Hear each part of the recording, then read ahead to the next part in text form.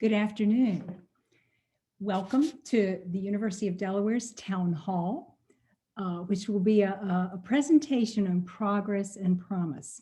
I'm Robin Morgan, and it's my great privilege to serve as the provost of the University of Delaware. Here's how the afternoon will go. We'll hear a presentation from President Assanis, and then after that, we will have a question and answer period. Many of you have already submitted questions via a form that was in the announcement for the town hall. And we have over 100 of those questions that have been organized and that I'll be posing to President Assanis. If you continue to have questions during the town hall, you are welcome to submit them using that same form. We have a number of people who will be monitoring those questions and will be sending them to me if they are different from questions that have already been submitted. We appreciate everyone's attendance, and we'll be together from now until about 4:30 as we think about where we are, where we've been, and what the future looks like. So with that, I'm going to turn the program over to President Assanis. Thank you.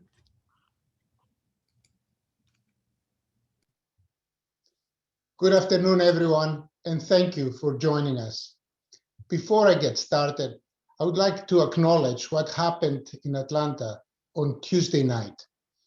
As you probably know, 8 people were killed, including 6 Asian women, in a series of shootings.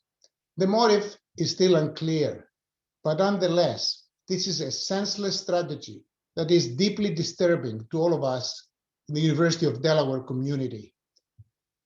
Whatever drove this particular incident, it is one of a growing number of violent crimes against people of Asian descent recently. So I want to make it crystal clear to the entire UD community and everyone else that we are committed to fighting racism and discrimination, wherever it may be, whether on campus or anywhere in society. On behalf of the entire University of Delaware, we extend our hearts to the families and friends of the victims, and we stand in solidarity with the Asian and Asian American members of our communities in this very difficult time. Indeed, this past year has been a challenging time for all of us. For UD, the nation, the entire world. It is hard to believe that it's a little over a year ago when we had to take such a dramatic and immediate action when COVID-19 hit our community. Many of you probably remember that on March 11, the University of Delaware experienced the first confirmed positive case of COVID in the entire state of Delaware. We took this decisive action immediately, working with the governor. Since then, some of our family members, our friends, and our colleagues became sick with COVID-19. Some of them have tragically passed away from the disease, and others are still suffering from the lingering effects of the disease. We had to put our plans on hold. We canceled vacations and precious family gatherings. We haven't seen our loved ones for so long. A trip outside the house can still feel a bit uneasy. It's been a very tough year. And each one of us has experienced this year in different ways. And our unique perspectives matter. As I've said numerous times over the past year, I'm so impressed with all of you. The UD community demonstrated its true character during the past year. You stepped up to help each other, to protect yourselves and one another. I'm so impressed with you. You kept the campus operating safely. You figured out how to work from home, how to teach remotely, how to learn remotely. You kept your research projects going. You carried out the important mission of our university. And what's really impressive is that we didn't just get by. We didn't just get through it. We really pushed to keep advancing UD as a top-notch research university, one that's known for our amazing faculty, our fantastic students, our dedicated staff. A university has a positive impact on society here in Newark and the entire world. Together, we've demonstrated that UD is not only resilient, that we don't just survive disruptions, but we're actually becoming anti-fragile. Every adversity, every disruption, in fact, makes us stronger. That's what's so amazing about our community. Everything we've done over the past year, and your sacrifice in particular, your adaptations, your innovations to keep us moving forward, it is all helping to make our community stronger than ever before. So thank you from the bottom of my heart for your hard work, your collaboration, your creativity, your patience, your dedication to UD and to one another. One of our key strengths is that we work together to confront and address the challenges that face us. Certainly that is true of the pandemic and all of the other myriad challenges that the pandemic has brought over the past year. So today, I want to bring us all together, at least as much as it's possible online these days, to give you an update on our university's current situation and provide an outlook of what's ahead in the several months that are coming. There are some big topics I would like to address today, starting with health and safety. This is always our top priority, so I want to update you on our testing program and our vaccinations. I want to give you a glimpse into academics and campus life, especially how it is emerging, how we're coming back this spring, and the exciting plans that we have for all of you for the fall semester.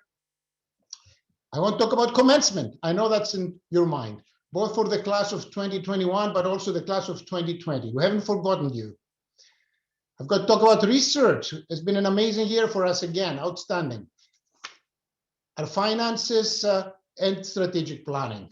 So there's quite a bit of ground to cover. But let me start with health and safety first, as it rightly deserves. As we know, we had to take some pretty significant steps to protect the health and safety of our community over the past year. The COVID testing program that we created has been working phenomenally well.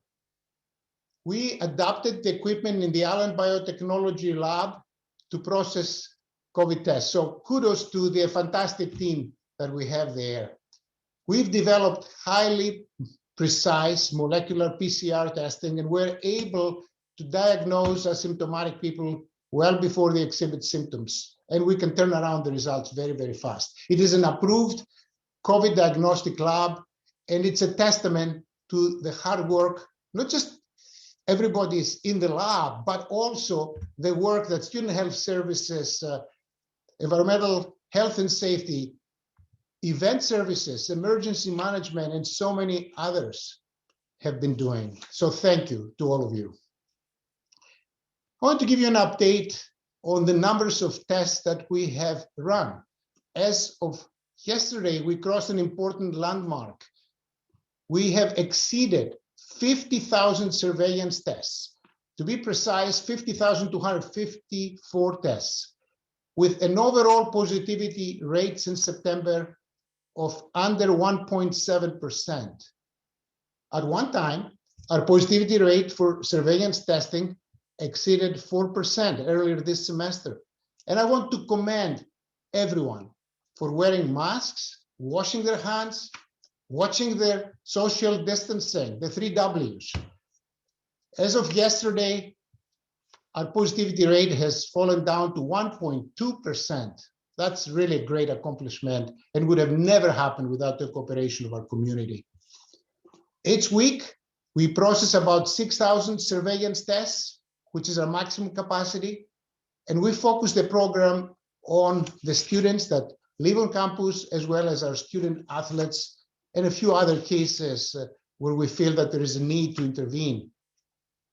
But we've also had great success working with the governor as well as the county executive so that we can conduct more tests for all our other students who live off campus and the members of our community. We probably run in excess of 4,000 more tests on STAR, the pop-up curative tests, Alert Campus, and many other locations. And we'll continue to do that throughout the spring semester to keep everybody safe. So great teamwork and collaboration between UD, the state, the mayor, the county executive. Thank you to all. And I also want to acknowledge the Department of Public Health for their great collaboration. Now, the next big priority for everybody, I know, is vaccinations. So as you heard, some of you who are on campus yesterday, all UD employees are now eligible for vaccination in Delaware, including those who live out of state. That's a big step forward. So the governor has been working with us. We've been repeatedly making the case that our employees and students are essential, and our turn has come. So we're all going to get vaccinated. And I encourage you to do so as soon as you get your opportunity to book your appointment. HR is providing employment documentation to student employees, including our TAs and RAs, so they can get the vaccine as well. I think in a few months, certainly by the summer, I'm sure that many of you heard the President Biden address last week, where he clearly mentioned that by May 1, there'll be enough vaccine to go around for everyone in the country who wishes to get vaccinated. And there's a real hope that by July 4th, we're going to be having cookouts with our families and friends. Of course, that assumes that our behavior will continue to be what it is and that we would not let our guards down while we have this environment where some people are vaccinated and others are not yet vaccinated. So as more and more of the community becomes more healthy and vaccinated, and the case load is dropping and staying low, we should be able to ease a lot of the restrictions over the spring and summer. That means that more people will be able to return to campus to work throughout the summer, in fact, in late spring as well, to teach and conduct research. And some measures, of course, like face coverings, physical distancing, periodic testing, may still be needed for a while to make sure we don't see a resurgence of the virus. For now, we all need to keep doing what we've been doing. It's working, and we don't want to risk the valuable progress that we have made. Let me now turn to academics and campus life. I know you've been waiting for this part. So everything I said about getting more healthy, about the vaccines, about our continual testing and our vigilance means that our summer sessions and our fall sessions will look a lot more normal. And in fact, let me share with you for the first time the exciting news. We should be able to return to face-to-face classes this fall, both for our main campus as well as associate in arts programs. This is big news. As we look at the rollout of vaccines, as I said, and the decline in COVID cases, we anticipate a robust, safe fall semester with an easing of some of the public health restrictions. We'll always follow the guidelines, of course, of CDC and the state. I can assure you that the academic year 21-22 will look a lot more normal. Next fall will be a normal campus experience. It won't be anything like what we've experienced this year. And as always, we'll continue to prioritize the health and safety of our students, our faculty, and our staff. Now, there may be some exceptions for very large lecture classes. We simply don't know at this very moment in time what will be the prevailing CDC guidelines and requirements as of September. You know that at this moment in time, we have a 6 feet rule. People are talking already, certainly the World Health Organization, that this would be 3 feet with facial mask wearing, and it might be even less. So we've got to be patient. We'll comply. Depending on the health situation, we might have to provide, as I said, a few of our very large courses online, perhaps over 100 people or so. But I can also assure you that this is a very, very tiny fraction of our entire delivery of the curriculum. Right now, we're planning on 95% of our courses to be offered in their normal face-to-face delivery in the fall. So that is a transformational situation for us, and I believe for many of the other universities. We anticipate that some course sections may still be offered as online and asynchronous options to give students the flexibility to fit their classes into their busy schedules. At this time, we also anticipate that we'll have some international students who are unable to travel to Delaware. So to meet those needs, we're planning to offer a robust set of online courses for new international first-year students, if this is what the circumstances dictate. And I always want to remind to people that fall is 5 months away, and 5 months is like an eternity. If we've learned anything last year is that things can change literally overnight. But we've also learned how to pivot with the changing situations, and we've become very good at it. So we stand prepared to adjust our plans according to the CDC and state health guidelines as needed and if needed. It is also worth talking about the opportunity that we have now to rethink course design and to take advantage of new skills and technology based on the lessons that the pandemic has taught us during this past year. Many faculty members, I would say 55% of those who are teaching in the fall and over 80% of those teaching in the winter or spring have benefited from instruction, how to develop better courses using online technologies. So this blended type of learning environment can work very effectively in a number of cases, and certainly for our very large classes that were taught in the past in amphitheaters. We can make more productive time if we flip the classroom and have smaller sections with the students involved with our faculty. Also, online learning is enabling us to extend to our students advising online. I have to tell you that online advising has been a huge success. It is very, very popular and it's very effective. And many of our students said, please continue that when we're back face to face. So I'm so optimistic about the next academic year. I can't wait for it. And let me share you some more good news about the kind of class that we're bringing to campus to join us. So for the second year in a row, our undergraduate applications have broken a new record. We have over 33,500 applications, and over 30% increase over the past 2 years. While the pandemic has changed everything, it certainly has changed the finances of the families, and there are more uncertainties into what percent of our students will finally accept the offers of admission. I can tell you that we're looking at a phenomenal class in both quality and quantity. As people are deciding, I want to assure you that you are going to have a great experience here at UD, fulfilling, both in a curriculum sense, as well as all the extracurricular, amazing undergraduate experience that we offer to our students. So with everyone's support, we're looking to enroll a class over 4,400 students this coming fall, which will be a record for us. We are blue hands, and I know we can do it, and we will. Also, our graduate college applications are up some 19% at this moment in time.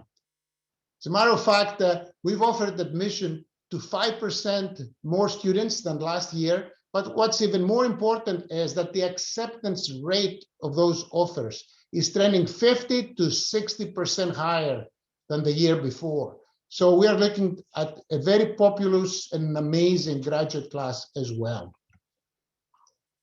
And of course, we can't wait to have a much more vibrant campus life in the fall. The residence halls should be full in the fall, and we expect to operate them at the design capacity. And yes, many of you are asking me, will I have a roommate? Yes, you will be able to have a roommate experience if you choose to have that. And we expect first-year students to be able to live on campus. It will also give on-campus students a housing priority, especially when it comes to rising sophomores. We expect our dining halls, our student centers, the Little Bob, all of those activities to be fully open as well. And starting this spring and extending into the summer next fall, we'll be adding spaces and opportunities for students to congregate safely outdoors, including tents. As a matter of fact, we will be starting to do so in April as the weather turns warmer. The Wellbeing Center at Warner Hall is on schedule to open for students this fall, and we'll have a soft launch of it throughout the summer. We're really excited about this facility.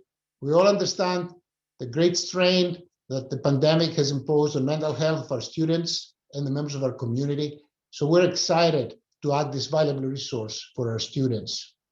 And we're looking at the full athletics schedule, all sports, for the fall. As you know, we had to put that on hold last year, but I'm happy to say that all 21 of our sports will be competing this coming fall, and they are already competing this spring, where we have fall sports and spring sports together. Our athletics staff has been very cautious and deliberate about how and when student athletes can train, practice, and compete. And they've done a fantastic job of keeping themselves and each other safe week after week with extremely low numbers of positive cases.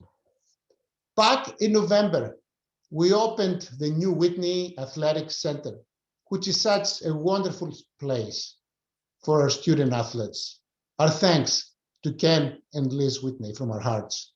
It has been fantastic to see competitions resume over the past few weeks after all this training.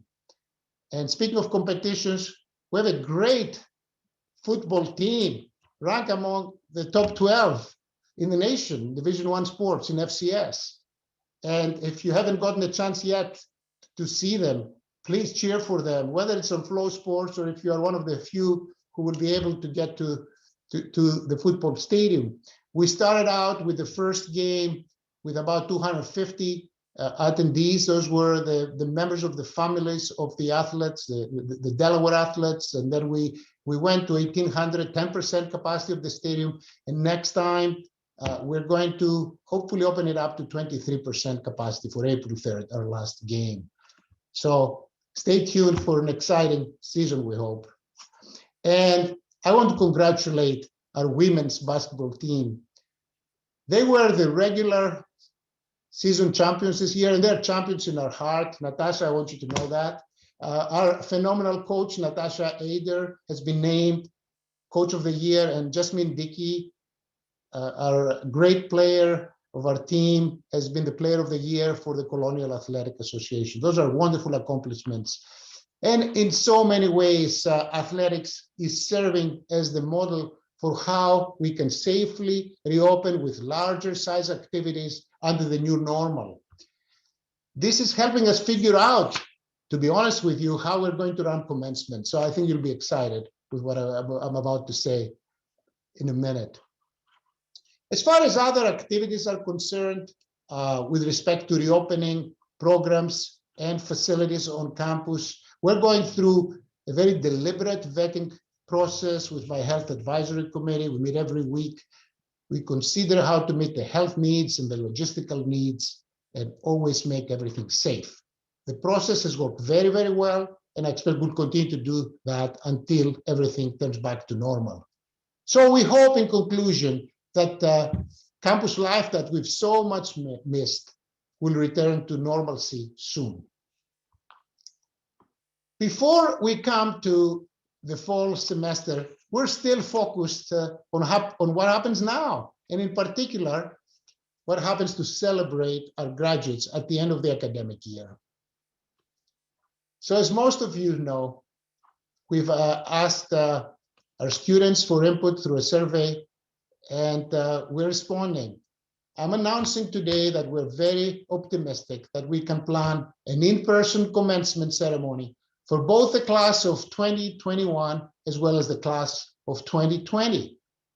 And we'll do those during the last weekend in May. For the class of 2021, we're looking at dividing the class in 3 to 4 segments, groups, if you like, on Friday, May 28th, and tentatively Saturday, May 29th. Each time we will be obliged to comply with the 23% capacity limit that we have under the pandemic in the stadium, subject to final approval by the state. We're optimistic, as I said, we'll be able to bring in each one of those ceremonies the graduate and 2 guests. So that'd be an amazing opportunity. And of course, we will live stream those ceremonies for all other members of families and friends, extended groups who are uncomfortable either to be in a large setting at that time or are simply unable because we were limited by capacity. And we're going to do a similar kind of thing, we hope, on Sunday, May 30th for the class of 2020. So we'll gather in the stadium, the graduating student who already graduated, but now will have a chance for an in-face celebration, and the 2 parents or guests or whoever they like to bring. I've said so many times that commencement is my favorite time of the year, and especially I want to celebrate this time with the class of 2020. They hold a special place in my heart because class of 2020 and I started at the University of Delaware the same year. So I look forward to seeing you again. I want to turn now to research and say that throughout this pandemic, we've been coming back into research almost from the beginning, initially work from remote and then populating our labs in phases, and that'll continue to happen until we reach 100% capacity. We're over 2/3 capacity now in terms of our face-to-face activities, but we'll get there, I promise, soon. And of course, our research has had phenomenal results, just like every other year. We've seen a steady increase in activity. For 1920, we're looking at about $172 million of sponsored research spending. It's up 7% from the year before. There are about 500 universities without medical schools that are ranked, and UD holds a very special spot among that group of universities. We're ranked number 32 in the nation, and we're going to go higher. I'm very excited because I see the momentum that we have right now. Let me just give you a sense of some highlights. These are news. For example, just today, we announced the creation of the Delaware Center for Musculoskeletal Research. Was just launched with an $11.9 million grant from NIH to support basic and preclinical research on musculoskeletal health, from the level of the entire body to the actions of the cells and molecules. So congratulations to Dawn Elliott and her great team.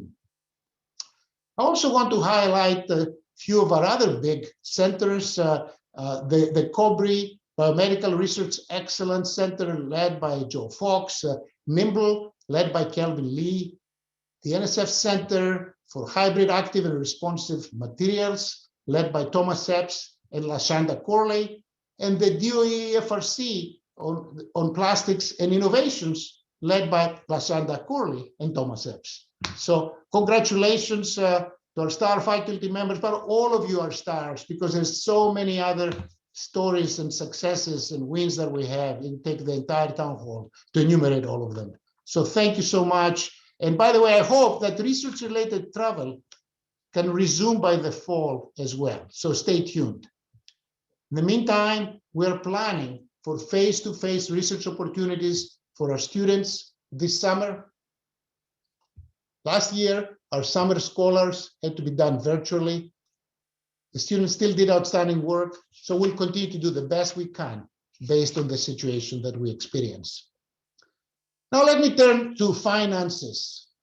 As we all know, we've had to overcome a lot of challenges to get to this point. One of those, and in fact a big one, was financial.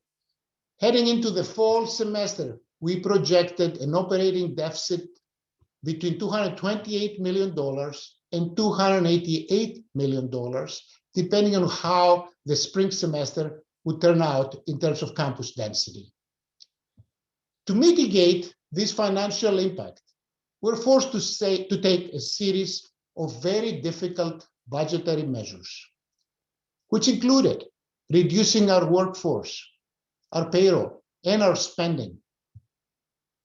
Those measures have resulted in projected savings of over $135 million. In spite of multiple challenges, you have proven yourselves to be patient, to be loyal, and dedicated members of the UD community. This has not gone unnoticed, and I thank you from the bottom of my heart for your commitment to our institution. I would also like to share that through a proactive partnership that we formed with the state of Delaware and our federal government representatives, UD has been able to secure additional support from the federal CARES Act funding, as well as from the Higher Education Emergency Relief Fund to help offset the institution's unforeseen expenses brought about by the pandemic. In total, approximately $60 million in external funds has been appropriated to the university through the recent bills. I want to publicly thank Governor Carney and the federal government, our senators and our congresswomen, for recognizing the steps we have taken as a university community to deal with our financial challenges. To be frank, if we hadn't implemented the measures that we did, the case we made for support would not have been as compelling. The fact that you stepped up has made a big difference. Thank you. We've also worked very hard through the Association of Public and Land-Grant Universities and our federal delegation to request support for our students in need because of the pandemic crisis.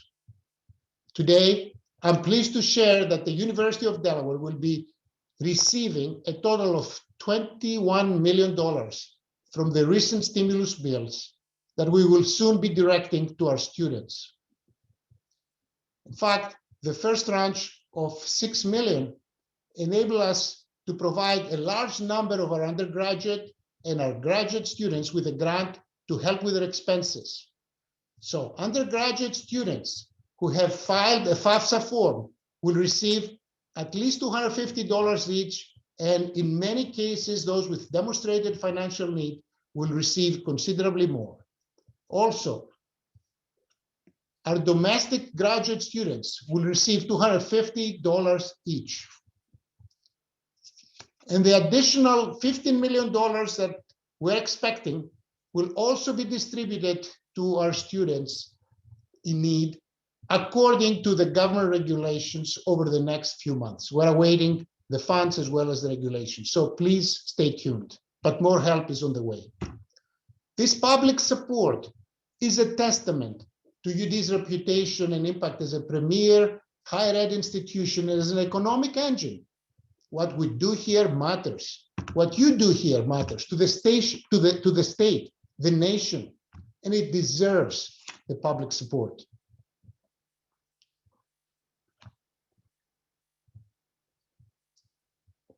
Now, with a significant increase in campus engagement and activity during the spring semester, combined with our successful mitigation measures and the federal funding, we're projecting an operating gap of approximately $65 million for this year, which is significantly lower than previous estimates. While there's still a lot of work to do, I'm confident that we will be able to overcome this financial hurdle and get the university back on track in the near future. And here comes the very good news for our dedicated staff.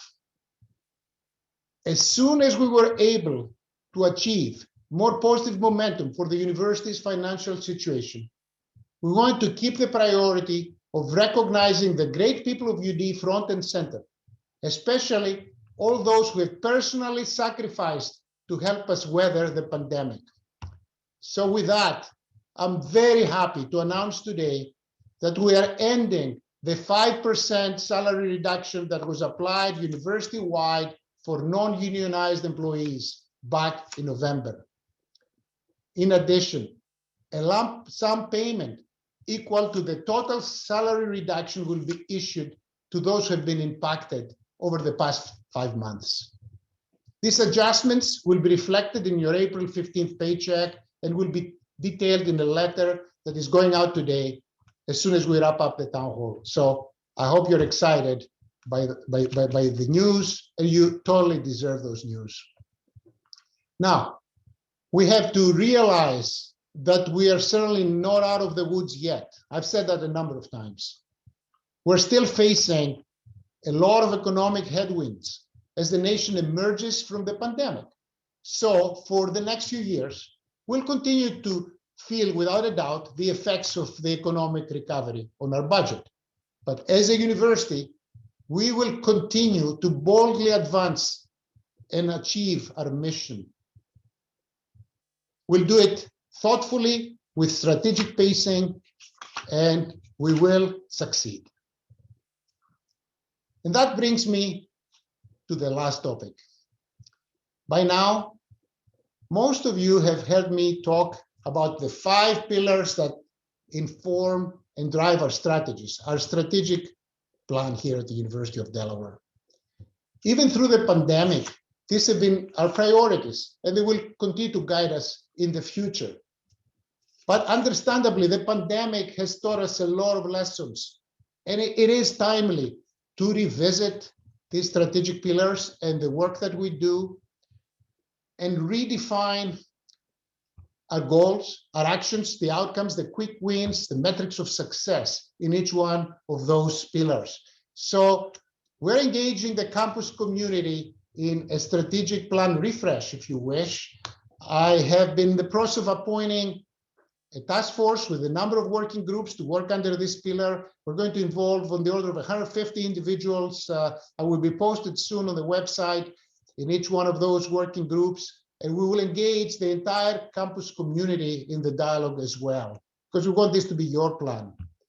So if I could turn your attention to this quick graphic here, we will be focusing on our work on essentially the 5 pillars. The first and foremost has always been ensuring the success of our students, and it will continue in the post-pandemic era. The next one would be to build inclusive excellence as a foundation for social justice and campus culture, to expand our interdisciplinary and global opportunities, redefine creativity, innovation, entrepreneurship, and reimagine our intellectual and physical capital for a sustainable and boundless campus. Think about it. Today, there are really no boundaries for our campus. We have de facto become a cloud-based network university. And yet we have a terrific and amazing campus that is drawing people here for the experience. So imagine what will happen if we synergize what we've got here physically with what we can bring to our campus virtually in the future. Stay tuned. It'll be very, very exciting. Ultimately, we want to clearly articulate where we aspire to be in 5 years, in 10 years, and in 20 years, how we're going to have an amazing university for years to come, and how we'll be able to measure our progress throughout this time. Let me also add that this process is an important element of our reaccreditation by the Middle States Commission on Higher Education. The review of our programs will happen next fall. I know we're going to be very, very well prepared. We started over 2 years ago, counting on a physical visit. The committee has informed us recently that the visit will be held virtually. We will do very, very well, no matter what the format of the visit is. And I want to extend my thanks to everybody who has worked so hard. Probably over 100 individuals have worked very, very hard during these 5 past years on our standards, the 7 standards, as well as everything else to support the work. And in particular, I want to recognize the 3 co-chairs that we have, Lino Kagaki, John Pelasco, and Debbie Hess-Norris. You certainly deserve a special, special thanks for your work, particularly during the pandemic. Thank you. So this past year has been like no other. In fact, I venture to say, like no other in our treasured history, and that's a pretty long runway, 275 years. But we have managed to rise above all challenges, and we have not only survived, but we have thrived, and we're positioned extremely well for the future. We're turning the corner, and we're poised for success in the post-pandemic era. I'm confident and very optimistic about the future indeed. So I want to share one more thing of yours to feel the pride, the institutional pride. We just finished our annual report for year 2021, and you can check it online. Here's the link. We usually print it, but like many other things this year, we've gone virtually. And believe me, there's been an opportunity. We're not limited by page numbers, so we've highlighted so many of our great stories for our institution, the great stories of our students, our faculty, our staff. So I hope you visit that site and you feel as much pride as I do about our amazing university. And let me conclude by saying again, how much I appreciate the dedication, the determination that all of you, our students, our faculty, and our staff have shown over the past year through some especially challenging circumstances. I never doubted that you'd rise to the challenge. And this is what makes me extraordinarily proud to be a member and your president, member of the community and your president. And thank you. Thank you so much for everything you do. Thank you for protecting the health and the safety of our community. Thank you to the students for your patience, your flexibility, your adaptability. Thank you to the faculty, the unsung heroes who have changed their trade overnight to be able to offer our courses online. And this is what kept academic continuity alive for an entire year. And also, thank you to both the students and the families who supported us and supported each other during this particularly hard time, and all the volunteers that helped us in these endeavors.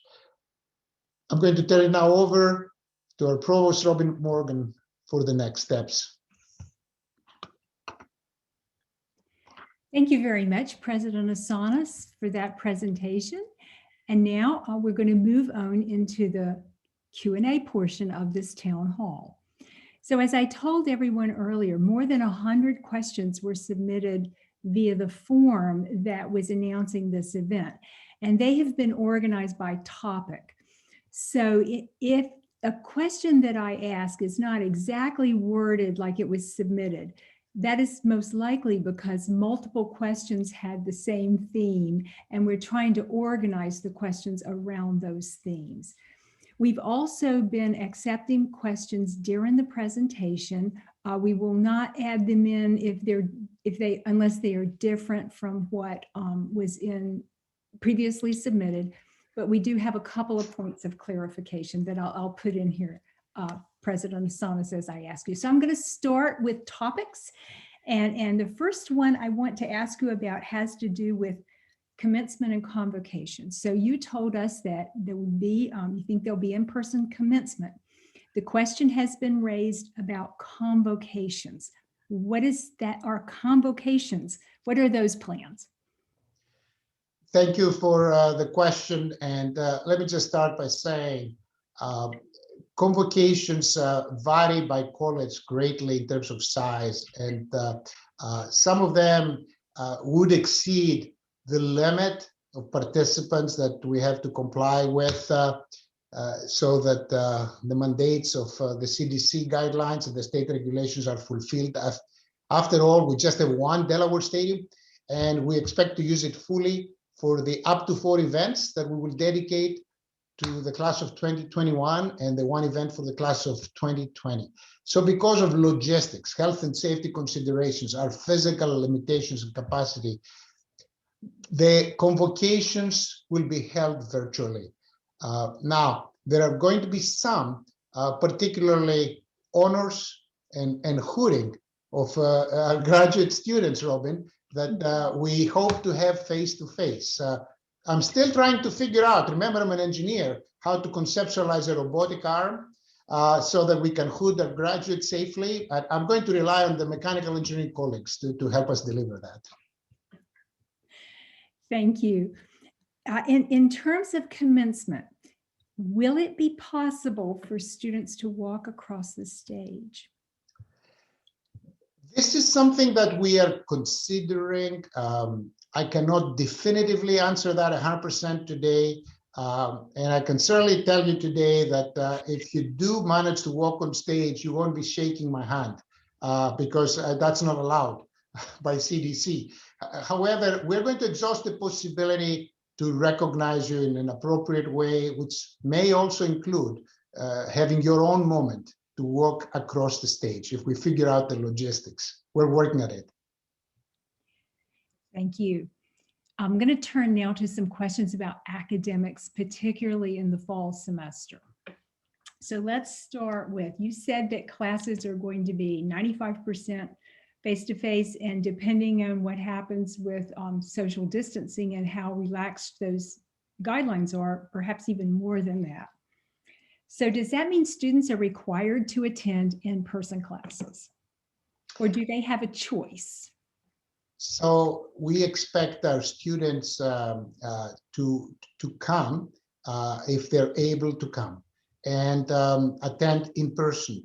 If a student is not in a position for a variety of reasons, for example, cannot receive the vaccine for medical reasons or some reason, they should get in touch with the Office of Disability Services so they can receive accommodations such as an online delivery of the class. But we expect the bulk of our students to be here face-to-face because that's what they want. That's what they're craving for. And to be honest, that's what we all are craving for. I mean, we are here. We accepted this responsibility to educate your sons and daughters and to be with students because we love doing so. That's the passion of our lives. So our staff and our faculty love to be on campus and to be with the students because that's what makes the campus so vibrant. And as I said before, Robin, I do hope that many of our students will take the opportunity to get vaccinated throughout the summer, certainly with the progress that we have, and especially with vaccines that can even be one dose, like the Johnson & Johnson. That can be straightforward. So I do hope that we might be able to even run 1 or 2 mass vaccination clinics on campus in partnership with the state to get to our students before they leave for the summer so they can enjoy their summers, but more importantly, they can enjoy next fall on campus. Thank you. That's exciting. I think you already addressed this, but I'm going to ask you to say it again because the question has come up. If students in Newark are able to attend class face-to-face, will the AAP students be able to do that too?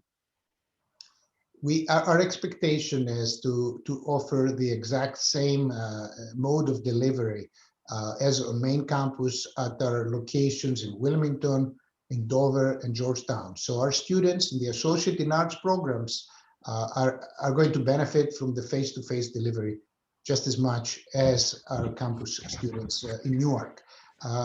Now, you and I, Robin, know that we still have challenges to always resolve to deliver that, but that's what we're doing. That's why we come to work every day, and we've got 5 months to figure that out. Thank you. This question has come in, Dennis. Pass-fail while still receiving credit has been an option. So we went to pass no credit in the past. Why is this not an option this semester with more COVID cases and students in isolation? Do you want me to answer this? Because this is an issue that I was actually responsible for the decision, and I'm happy to do that. Robin, you're the provost. Go. All right, so I worked with the Student Government Association and of course our faculty, and we decided to stop doing the pass no credit option for a number of reasons. We had a lot of students who were opting for that before their faculty members actually curved the grades in the class. And we had many students who were opting for it and were then falling behind in their academic progress. One of the things we don't want students and families to do is to have to add a semester to their time. We want them to still finish in 4. That phrase is still very top of mind. So working with the Student Government Association, what we did do while we took away the pass no credit option, we are allowing students to change their courses to audit or listener, or withdraw from a class, or convert one class to pass fail much later in the semester. So they have all the way to May 3rd to be able to do that, rather than having to make that decision early in the semester. So our message to students is hang in there, keep trying, work with your faculty. They want to help you, and try to not compromise your academic progress. Not wanting to take too much time out of this, Dennis, I do want to say, just address the ProctorU issue, because that has been probably the largest complaint in the provost office that we've had, has been about the online exams. And what we're telling students for the fall is that we're not abandoning ProctorU completely. It will still be a tool in the toolbox, but there are many others, including Respondus. But it will, as we come back face to face, there will be much less need to do that sort of online examination. So we believe that there will be far, far less dependence on something like ProctorU. And students can expect to have their testing be more normal. They might not like that either, but more normal. One good thing, though, is that the faculty have learned how to assess student performance in ways other than a standard test, and they will not revert away from that. So sometimes it might be more work, but it allows a faculty member to understand what a student has really learned, rather than having them memorize the answers to questions. Our testing we do have the online testing center open.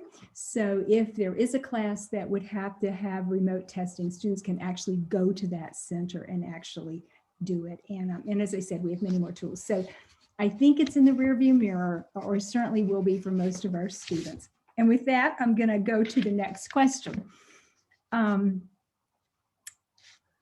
What steps are being taken to make sure that faculty are prepared to teach robust in-person program in the fall, since many have become really accustomed to teaching from home? So people need to understand that while our faculty invented a new trade, teaching online overnight, and then of course getting better and better at it, that doesn't mean that they forgot how to be excellent instructors face to face. It's like riding a bike, right? You never forget to ride a bike once you're good at it and you don't fall. So our faculty members, I can assure everybody, are eagerly awaiting the time they can be back in the classroom. The classroom is meaningful. The faculty basically breathe oxygen from the interactions with the students. You know, that's what really makes them good.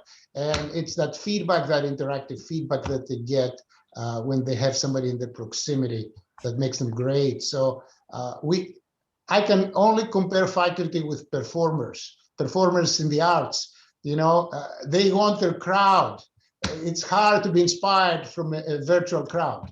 Same thing with spectators when players play a game. So, you know, we really want to be with the students. I can assure you of that. Thank you. I want to turn to campus life now. And we got several questions that I think you answered. So I'm just going to tell you what they are. And one was, will the residence halls be singles only? And you said no, there'll be roommates for students who want them. Yeah, and Robin, I want to mention that our intent is to use the rooms at their design capacity. So the majority of our rooms are designed for double occupancy. We have some singles, and some people might opt for those. We also have some that are designed to be a triple. So for those, you know, we will use them as a triple. And some we have suites and they have multiple bathrooms and so on. So there's a mix of housing, and we intend to use them at their design capacity. We feel that our housing is going to be extremely popular, and I understand it's going to be opening up very soon for people to sign up. For very understandable reasons, the rising sophomores are asking questions. So as you've said so many times, these are students who had their senior year in high school disrupted, and then their freshman year in college be anything except what they expected when they began to apply to college in the fall of their senior year. You already mentioned, Dennis, that for upper class residence housing in our residence halls, sophomores will be given priority so that they can have that live-in experience. What else might UD have in mind for doing for the sophomores to come back? The candlelight ceremony has come up, things like that, that can help the sophomores, first-year sophomores, we're calling them. We really want to make sure that they know how much we want to make up for that lost experience their freshman year. Yeah, I've said many times that we do feel the pain and isolation to some extent that some of our freshmen experienced this year, and we absolutely want to make up for it, and we will. I'm not certain if the candlelight ceremony is the only thing. I'm more than happy to work with the student leadership and with our Vice President for Student Life, Jose Riera, and you, Robin, and others in my team to make sure that we really get to where we need to be and honor those students. Hey, I'll make a pledge here. I'll buy pizza for everybody one night, and we'll do a gathering of some type, you know, if it's allowed. If it's allowed.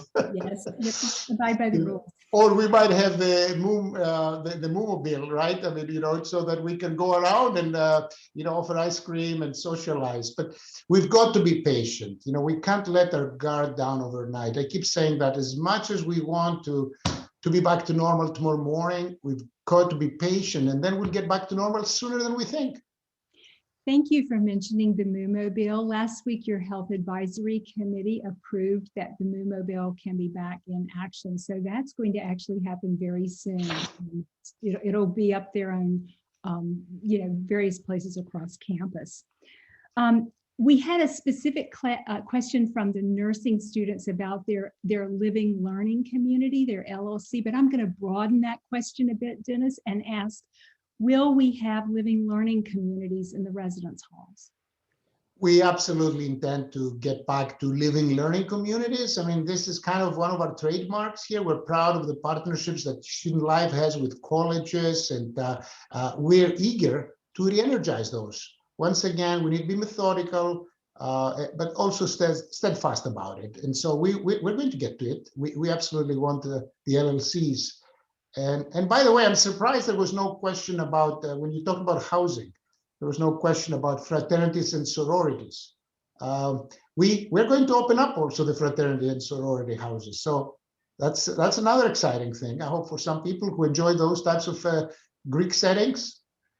Spirit of full disclosure, I'm Greek too, another type of Greek. You know, we're looking forward to welcoming you back to campus. The question has come up about the grab and go. And the question is, when can we expect to be able to dine inside in the dining halls again? This is a tough one. So first of all, it's a tough one because you're right.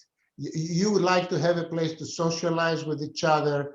And during this time, having a nice meal after such a long time with your friends is important. We get it, believe us. Now, I also have to say that before the new class of students arrived to campus, we had extremely low, under 1% positivity rate. Within a few days, that number got to 4%. And when we do our contact tracing, we found out that a lot of it originated from people getting and crowding together in those dining areas, not wearing their masks, pulling tables together, going for seconds without masks, and so on. So we had to take the measures, and I'm so glad that the measures have worked. Having said that, with vaccines in the horizon, and with compliance and wearing masks and washing hands and watching our distances, we do intend to get back to in-person dining. How quickly we can do that, I cannot give you a definitive date. You know, it's not just a single number or a magic robotic AI tool that informs those decisions, but we're watching it very carefully, and we think the day will come.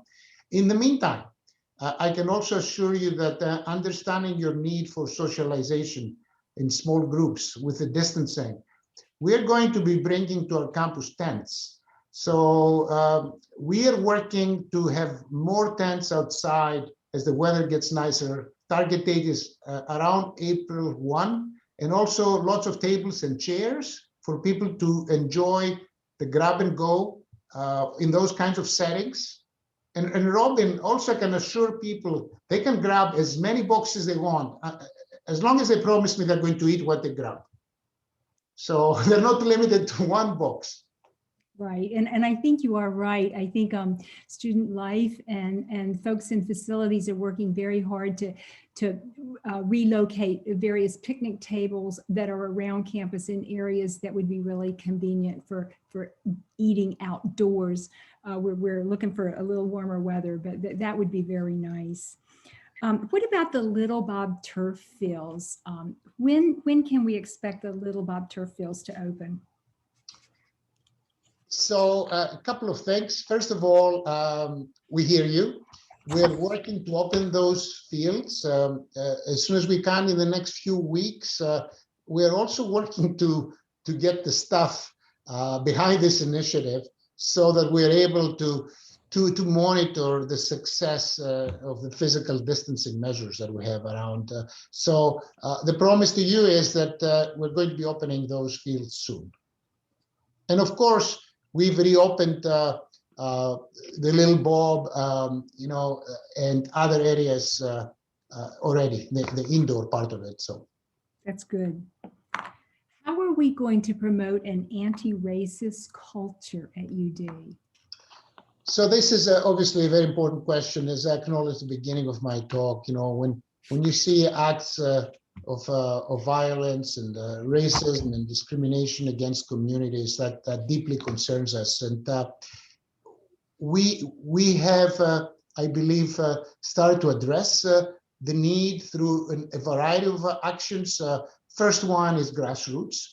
We have a campus-wide anti-racism initiative that our faculty and staff have started, and is creating a lot of awareness, forums for conversations. We bring great speakers together. We have some of those tough discussions among each other.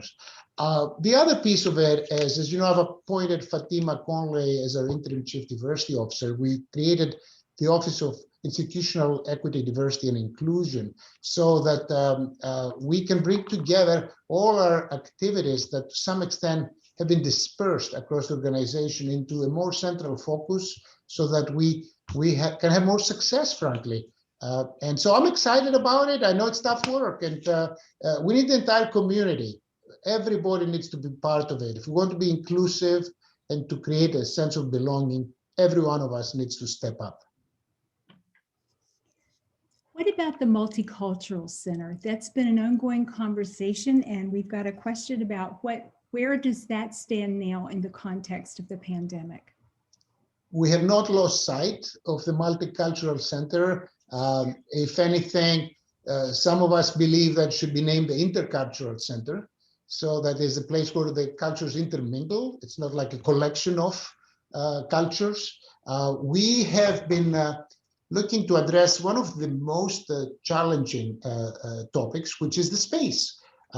We clearly don't quite have the resources to build a brand new building that we would love to have for this, because clearly if you have a new setting from the ground up, sometimes space enables the interactions the way you dream them and you imagine them. So it's extremely important for us to have the right kind of setting versus a compartmentalized setting for one of those activities where we want to promote intermingling.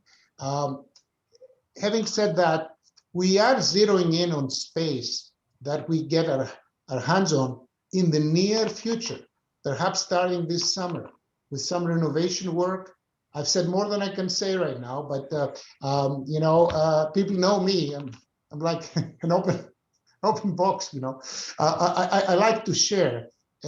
So we are going to get to it, and I hope sometime during this coming academic year, we'll all be able to mingle in our Intercultural Center, and more to come. Another question has to do with the inclusivity of religious life at UD. And will religious life, what kind of presence do you see for it on campus, perhaps in a multicultural center, but also elsewhere, and recognizing that that's always been an issue for us, But in the context of this pandemic, faith has been something that has guided people and helped them to endure and persevere. Clearly, faith is important to many people, and we believe that we should have the appropriate spaces on campus to let people practice their faith, and we're open to all religions and to celebrate all of them. We've taken some steps. I'll start by saying that through the work at the Faculty Senate, we've recommitted ourselves to being more inclusive about celebrating religious holidays, accommodating faculty, student, and staff needs, and so on, acknowledging the existence of more than the conventionally known religious holidays. And so we hope that we'll be revisiting this list and to be more inclusive as time comes and to make the appropriate accommodations for people who are practicing their faith. In addition, with respect to spaces, I don't think it is crucial for an interfaith type of center or activity to be where the multicultural or intercultural center is. We do need to have the appropriate space on or around our campus to facilitate those, but doesn't necessarily need to be one and the same space. And so we're definitely looking at it. We know it's important. Thank you. I'm going to do a point of clarification about the very good announcement you made about ending the 5% salary reduction. This has just come in as a text to me, Dennis. Yeah. So you said that, but the question has come up. I'm not sure people caught every detail. With regard to the 5% cut, when will the 5% cut end? And how much funding would the staff expect as the reimbursement for what they lost? Yes, thank you. I did go fast, and there will be a letter for you to absorb the detail, which I hope will make things clear, but I'll go through it one more time. Essentially, we will be ending it effective March 31st. You know, this is the last month, and effective April 1, there won't be that 5% cut. So the first time you'll realize, of course, that there is no cut is the next time you take a paycheck, and the next paycheck would be the April 15th cycle. So that's when you will receive your pay according to your pay prior to the cuts of November. Okay, so you'll be restored to your base salary prior to November.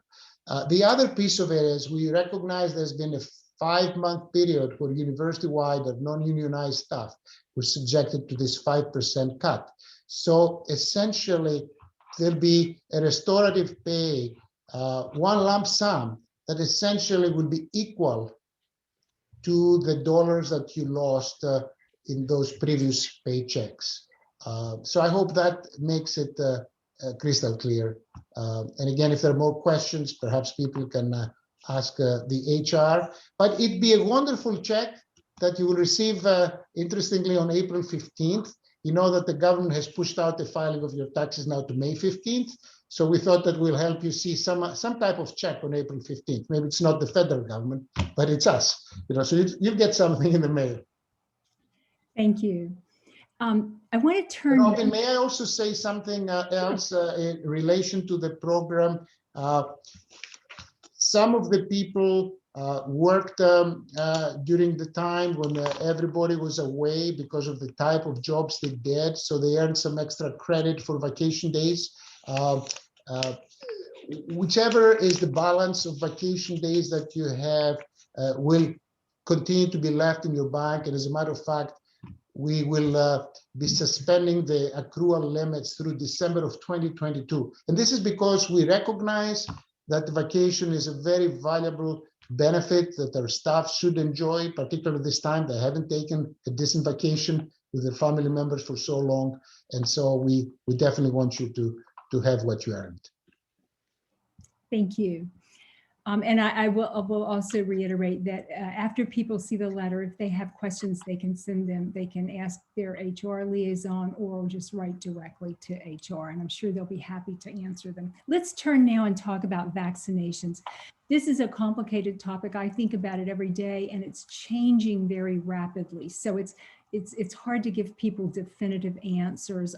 I know that your staff, Student Health Services, our epidemiology group, everyone has been working diligently with the state to try to provide vaccines for our faculty and staff, particularly those on the front lines. And we're actually ready to go, but we don't, as you said, I think you've said you don't have any vaccine in your basement. And I don't think any of us on campus we have none right now to do. But let's just focus on a couple of questions. First of all, I do want to point out to everyone that if you have questions about vaccination, you can always ask them, you can send it to coronavirus@udel.edu. So that email address is again, coronavirus@udel.edu, and it is still active.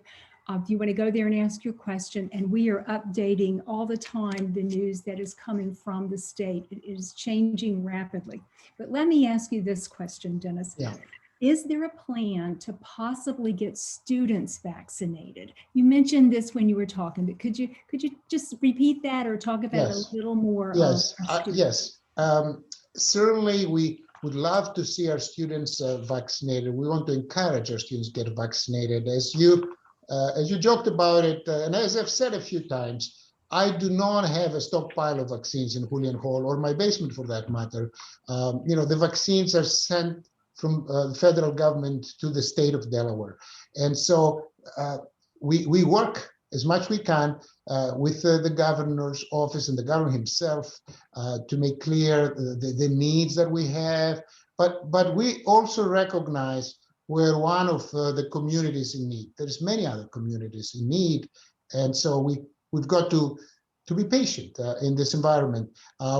With the students who are what I would refer to as student employees in labs, graduate research assistants, teaching assistants, and so on, will probably go faster and sooner in the line compared to perhaps our general student population, although the state controls the rules. I want to reemphasize that, and they will open up the entire state, will be essentially permitted to sign up and get your vaccine going. But the state might impose some rules in terms of the priority time when you'll actually receive your vaccine. So starting with our student employees and then extending to the rest of our students, I hope the bulk of our community, 90% plus, will choose to get vaccinated, faculty, students, and staff.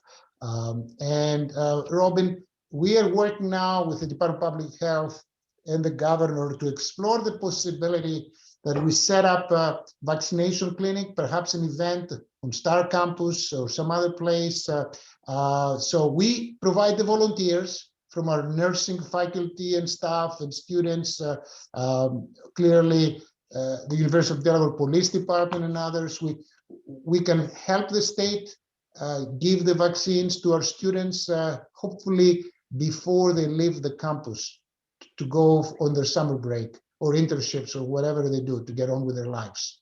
So we're excited about what's shaping up. That would be great. Assuming that vaccines will be available for all adults coming soon, within weeks and certainly in a month or so, our students would be considered adults if they're over 18. Would we require a COVID vaccination for them to return to campus in the fall? So that's an excellent question. As you know, the vaccines that have been developed in record time have been developed under the Emergency Authorization Act, which means they have not been the type of vaccine that we can mandate to people to take. So we are not going to mandate. We will strongly encourage and urge people to take the vaccines if and when they're offered to them. And of course, if the doctor says it's safe for you to take it. So that's what we can do. We cannot require it, but we want to strongly encourage, because having a vaccinated community means that we're going to have a healthier community and we can get back to normal life sooner. And that's, I think, what everybody wants. It'll be safer for everybody, including those few who, for medical reasons in particular, may not be able to take a vaccine. But those should be fewer cases, much fewer cases. Yeah, and I'll add that for students or faculty or staff who for medical reasons cannot take a vaccine, we will work with you. We always accommodate those special circumstances, and we will do it in ways that are confidential to that person's health. So that's not something people should be anxious or worried about. Another question, Dennis. Robin, by the way, I should say that half of the questions for vaccines should be addressed to you, because for all your career, you've been a vaccine expert, working the poultry field and all that. And so clearly we've benefited a lot in this campus from your expertise. Well, Thank you. I appreciate that. It's we did get a question while you were giving your presentation in the town hall that I'm just going to tell you the answer, or tell everyone the answer. The question is, if students are vaccinated, if they've been vaccinated, do they still need to get tested? And the answer was provided by Tim Dowling, who is our Director of Student Health Services. And the answer is yes, because we do know out there that there are occasions where people who are vaccinated still become infected. They may not be sick, but we're trying to have people not shed, not be able to spread the disease. So yes, getting vaccinated is something we're highly recommended, but it doesn't alleviate the need to be tested if one is required to do so. And I want to thank Tim for answering that. And Robin, I might add also, people who have been vaccinated, please wear your masks. Yes. Again, as a courtesy to others. We're about 4:20, Dennis. I'm going to ask you just a couple more questions. Yeah, absolutely. And I'll sort of open it up a little bit.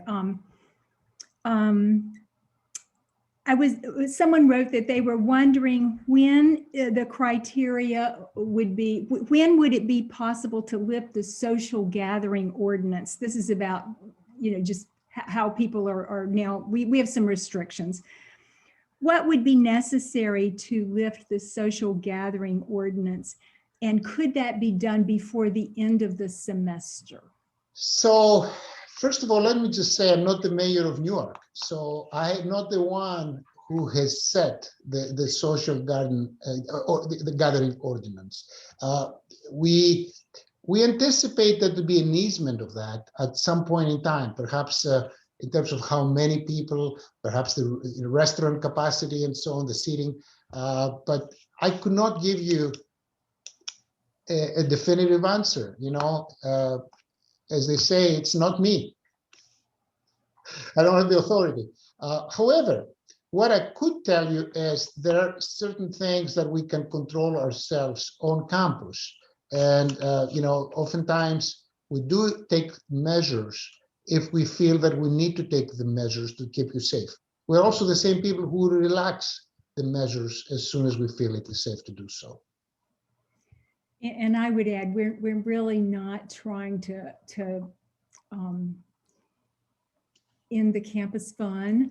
And I want to acknowledge Jose Riera and many, many people in student life who are working very hard to have events that are safe and that really meet the criteria and that provide fun opportunities for our student organizations to get together. And as the weather warms up and we can do more of that outside, I think people can look forward to more opportunities to get back out on the green and have a lot of fun. And Robin, if I may add, when we look at the COVID rules on campus, particularly those under my jurisdiction, if you will, I have a health advisory committee. I get advice from the experts. We debate them. We want to keep everybody safe. Sometimes people say, tell us what's that timeline or that one number that you're looking at to make a decision. And we always say there isn't just this one number. We look at multiple things. We look at the total number the caseload that we have. We look at the trends in positivity. Are they going up? Are they going down? We're so pleased that they're going down rapidly now. That's a good sign. We're looking at the usage of the quarantine and isolation space. We're looking at the location and the source of those positives. All of this matter, the behaviors that cause a certain incident. And so those are what ultimately influences our decision. That's good. I know we've already said this, but I want to repeat it again. We have a question for students who have health concerns due to COVID. Will online options still be available if campus reopens next school year? And I'll just answer that. It's not just for students, but also for faculty and staff. Anyone who has a health concern due to COVID, we will work with you. We are here to open our campus to make it safe, to provide a great working environment, and to preserve academic continuity. So we will be happy to help anyone who has a specific health needs. And as I said before, we'll do that in a confidential manner. So please don't worry about that. Our campus is a campus for everyone. Okay, Dennis, now I'm going to ask you some fun questions. Thank you. Okay. From a personal standpoint, I want you to tell us what has been the hardest thing about this year for you. And then you can follow that with what has been the best thing. So I have to say that just like all of you, the hardest part has been to be on a campus that you're the president of the community, that campus, and not have the community around you. Just like the faculty who take their oxygen from basically the students in their class, the president of the university, and my wife, a lady for that matter, I have to say, we live and breathe UD. You know, we're part of this community. We're fully entrenched in the community, and we love to be surrounded by you. This is how we hear what you need. This is how we can serve you better.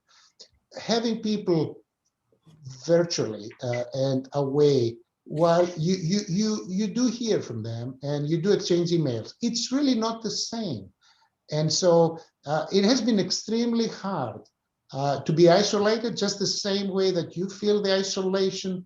It's hard for us to walk the green alone with our poodle Atlas, you know, and not see anybody for months, to not see another human being that you can relate to and be able to share your challenges and your good news. So that has been the hardest part, Robin, frankly. And also on a personal note, the fact that we have not been able to travel to go and see our families. My mother in Greece is 93-year-old. Elena's mom is 88 years old. We haven't seen them in a year and a half. I mean, you know, they're old. We don't even know when and if we'll be able to see them again. So that has been very hard. What's been the best thing? You're an optimist. What do you take away? What do you see? I'm amazed by the resilience of our community, the way we've adapted, the way we've been able to overcome these challenges. And we're, in fact, as I said, anti-fragile and ready to thrive again. I honestly believe that we have become stronger as a community, as a compassionate and caring community through COVID. It has brought out the best out of us in so many cases, you know, the ability to help each other and protect each other and watch for one another, give back to people. You know, it has been phenomenal. You know, one does not know what they're capable of until they're pushed to the limit.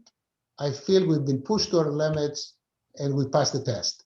And I'm so excited. I mean, it's just liberating to see finally the vaccines come to pass, to reality, and to have people overjoyed by the prospect of a better tomorrow, a brighter tomorrow, and a thriving university and a great campus community again. That's really what makes us get out of bed every day and go to work with a smile, right? And that's what we want to do again. And we really, really look forward to seeing everybody together. And I want to thank one more time everybody in the community for what they've done this year, I'm so grateful. I'm immensely grateful. I can't even express it in words. Everybody has stepped up, done amazing things. And I acknowledge everybody before, our students, our families, our staff, our faculty, our alumni, the community around us. I do want, in closing, to also acknowledge you and your team, Robin, and also everybody else in my senior leadership team who have stood by me even in the darkest hours. We've done some great things together, and we should all feel very proud about how we've navigated this vessel through adversity and now to a nice, safe harbor. So thank you. So thank you. And we are at the end. I'm going to say a few acknowledgements, and then I'm actually going to let you close the show, Dennis. So first of all, I would like to thank everyone who has attended. And I know that reflects your interest. It also reflects your concern. And as the president just said, we appreciate hearing from you. Sometimes you're criticizing us and sometimes you're praising us, but all of that matters because you are our Blue Hen family. So thank you for everyone who is participating. Lots of thanks to the University Media Services because I can't live without them and they make this happen. To the OCM team, that's the Office of Communication and Marketing. That's Mike Chalmers and Glenn Carter and many other people who help so much with organizing questions and research things and work very hard to keep the communications, whether they're electronic communications or social media, or just plain emails going. My assistant, Karen Anunas, who has been working with a whole group of people to monitor what's coming in now and is always there for me, and many, many other people who made this happen. So everyone should stay safe and keep on going. And Dennis, I'm going to let you close it out now. Thank you. Thank you, Robin. So a year is a very long time, and this pandemic has been awful. For all of us in the rest of the world. More than 500,000 people have lost their lives in the US alone, and so many more around the world. We learned a great deal. As I said, we've been able to survive this. And at this point, we're turning the corner. I want you to know that I feel very optimistic about the future and can't wait to be safely back on campus with all of you. It'll be an amazing fall, and we look forward to welcome you all back to campus. Thank you so much for this opportunity. And please contact me at any time with your input, your feedback. We love hearing from you. Thank you.